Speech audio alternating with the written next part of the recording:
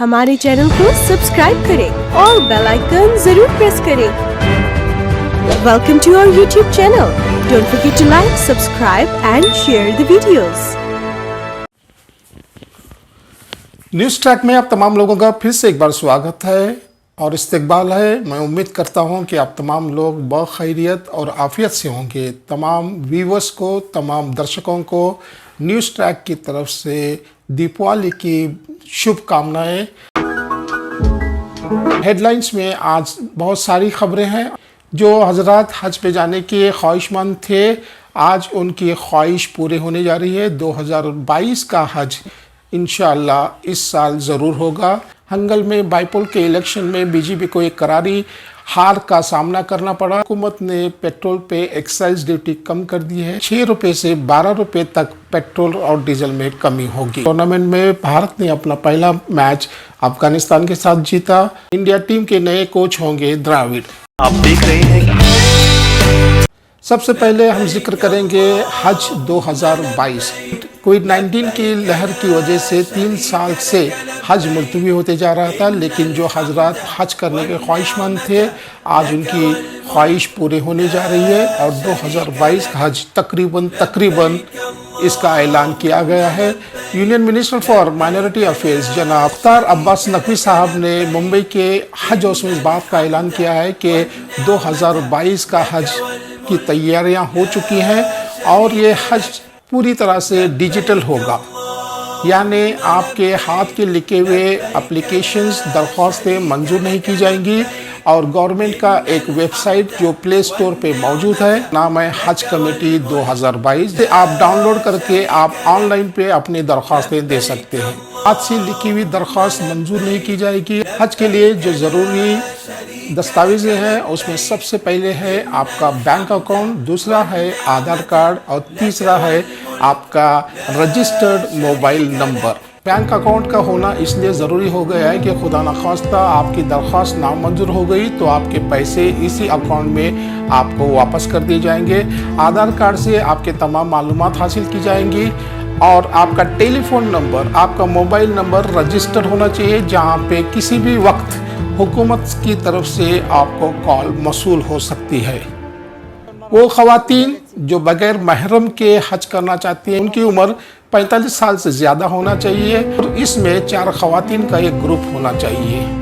जिन हजरात को high blood pressure है, सांस की तकलीफ़ है और डायबिटीज़ है, इन हजरात के लिए इस साल का हज करना थोड़ा सा मुश्किल हो गया है। हज की अदायगी एक मुश्किल तरीन सफ़र है, जहाँ पे आपको सिर्फ पैदल ही चलना होता है। मीना से मुज़दलिफ़ा, मुज़दलिफ़ा से मीना, फिर अरफात के लिए आपको पैदल ये सफ़र तय करना होता है, जिसके लिए आपको सेहतमंद होना बेइंतहा ज़रूरी है। हज का सफ़र शुरू करने से पहले आपको कोविड-19 के दोनों डोसेस लेना बेइंतहा ज़रूरी है। जो भी इस साल हज अदा करना चाहते हैं उनका सेहतमंद होना बेइंतहा ज़रूरी है। और सबसे अहम बात है कि जब भी आप हज का इरादा कर रहे हैं तो आपका माल हलाल होना इसमें बहुत ही ज़रूरी है। देख रहे हैं। शिफा को है जहाँ, शिफा भी है वहाँ। शिफा को एक अनमोल आयुर्वेदिक दवा सर्दी, सरदर्द, ज़ुकाम, बदन दर्द, गले की खराश, दाम दर्द और पेचिस में बहुत ही मुफीद और शिफा बख्श है। आप देख रहे हैं। बढ़ती हुई कीमतें और लोगों की परेशानी की वजह से बीजेपी इस वक्त बेइंतहा परेशान है। कर्नाटक के चीफ मिनिस्टर श्री बसवराज बोम्मैया जो हावेरी से जिनका ताल्लुक है और हंगल भी वहीं है।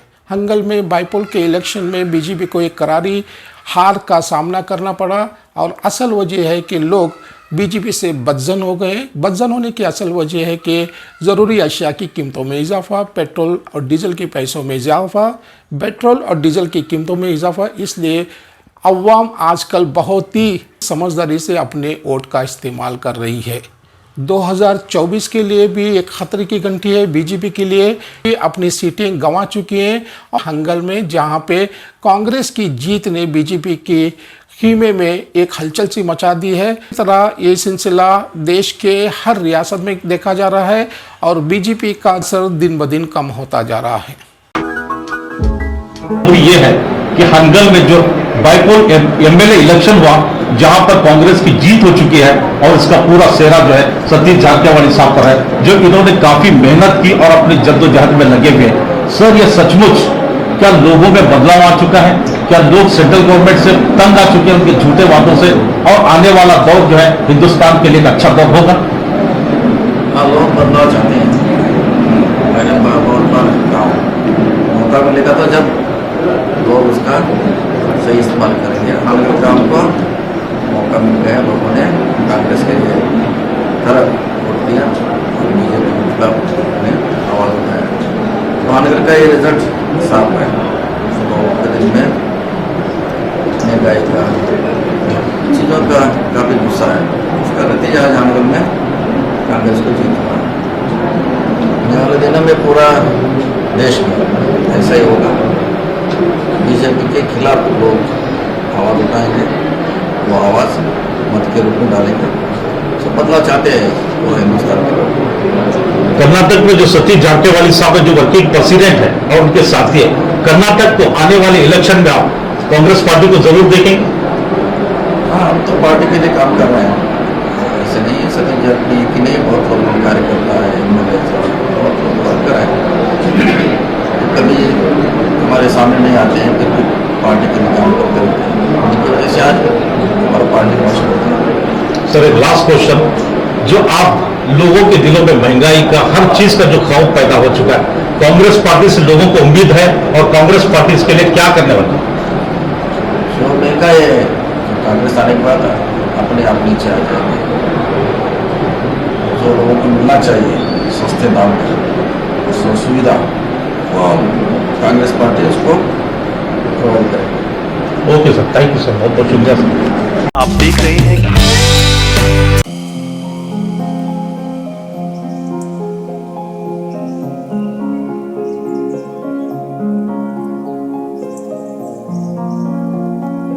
आप देख रहे हैं छोटी छोटी और मुख्तसर खबरों का सिलसिला जारी रखते हुए हम पहली खबर आपको सुना रहे हैं।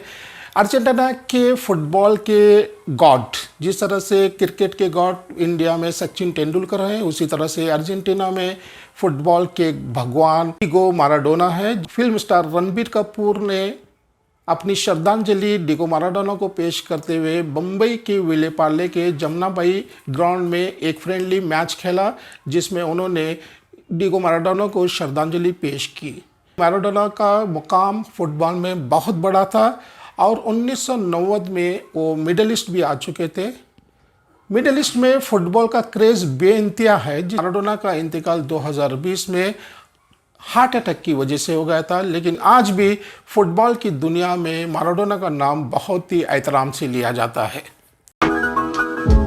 T20 वर्ल्ड कप का नशा भारत में सर चढ़कर बोल रहा है। भारत की हर हार पे भारत के खिलाड़ियों को कई किस्म की धमकियां दी जा रही हैं। विराट कोहली को भी ऐसे धमकी आमेज ट्वीट किए जा रहे हैं, मैसेजेस भेजे जा रहे हैं, लेकिन हमें चाहिए कि खेल को खेल तक ही रखें, ना कि खेल को अपने सर से ऊपर ले जाएं। हैदराबाद में ऐसे एक गैंग को पकड़ा गया। T20 वर्ल्ड कप के खेलों पे शर्त लगाई जा रही थी। इसमें 9 अपराध को गिरफ्तार किया गया और उनके कब्जे से 15 लाख रुपए, 9 मोबाइल्स जब्त की गई। क्रिकेट का नशा, क्रिकेट का जुनून दुनिया भर में है, लेकिन भारत में इसका जुनून और नशा अब हदें पार कर चुका है। फिर से एक बार मैं गुजारिश करता हूं कि खेल को सिर्फ खेल रहने दें और कोई नाम ना दें। लोकल चैनल के दर्शकों को चटपटी खबरें देखने का बहुत शौक हो गया है। में सबसे बड़ी खबर वो देखना चाहते हैं कि अरबाज मुल्ला के केस के बारे में कोई अपडेट आपके पास आए। हालांकि त्रिपुरा के केस के बारे में वो कुछ नहीं पूछते। अरबाज मुल्ला के केस में बेलगाम के बहुत सी सियासी पार्टियों ने बढ़ चढ़ कर हिस्सा लिया, मीटिंग की, प्रेस कॉन्फ्रेंस किए, लेकिन त्रिपुरा के लिए कोई भी आगे नहीं आ रहा। इसकी वजह क्या है हमारे समझ में तो नहीं आ रही। उल्मा और सियासी पार्टियों से गुजारिश करता हूं कि त्रिपुरा के बारे में भी वो कुछ सोचे। तरह से अरबाज मुल्ला के लिए आपने कैंडल मार्च निकाली थी, बड़े बड़े प्रेस कॉन्फ्रेंस किए थे, बड़े बड़े दावे किए थे और वादे सिर्फ प्रेस कॉन्फ्रेंस तक ही रह गए। अब अरबाज मुल्ला को कोई याद नहीं करता, क्योंकि ऐसे ढेर सारे केसेस होते हैं।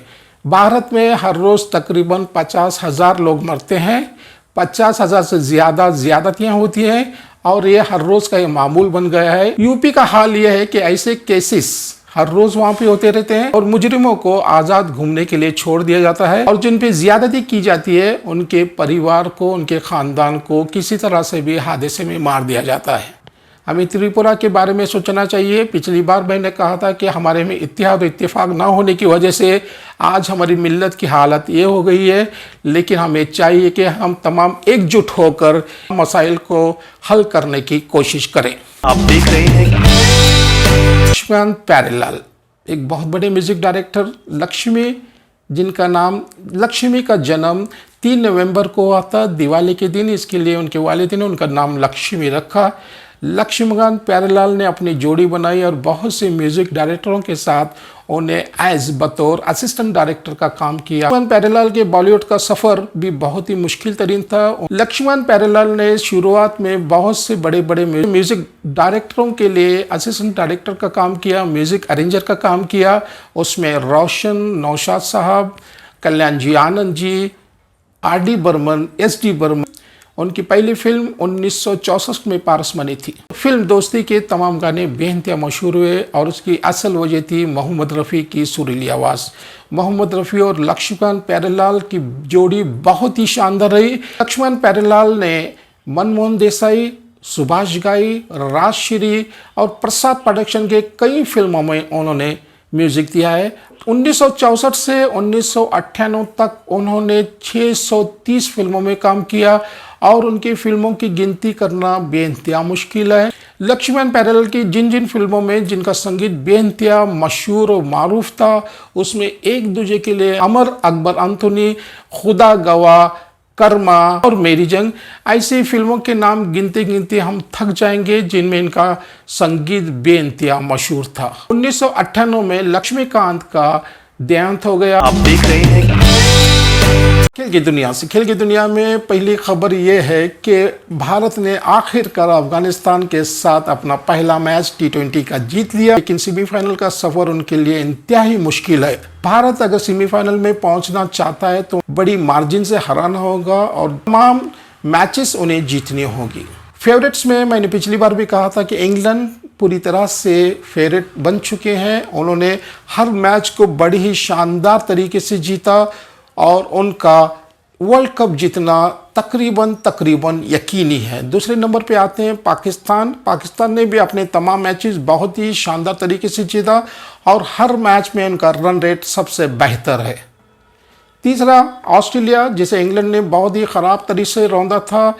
चौथा जो है साउथ अफ्रीका। T20 के वर्ल्ड कप के बाद न्यूजीलैंड भारत आ रही है और भारत में वो सीरीज़ खेलेंगी, लेकिन इस सीरीज़ में भारत के कई बड़े दिग्गज प्लेयर्स को रेस्ट दिया जा रहा है और इसकी क़यादत करेंगे, इसकी कैप्टनशिप करेंगे KL राहुल।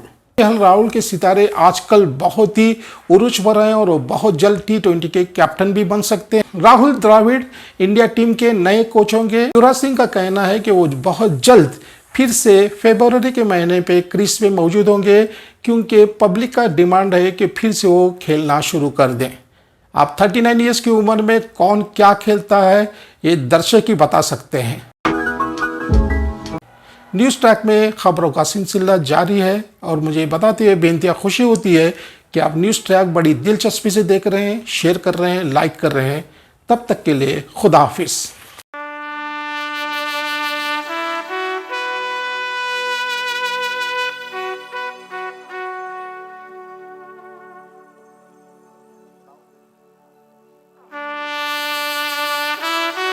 हमारे चैनल को सब्सक्राइब करें और बेल आइकन जरूर प्रेस करें। Welcome to our YouTube channel. Don't forget to like, subscribe and share the videos. आप देख रहे हैं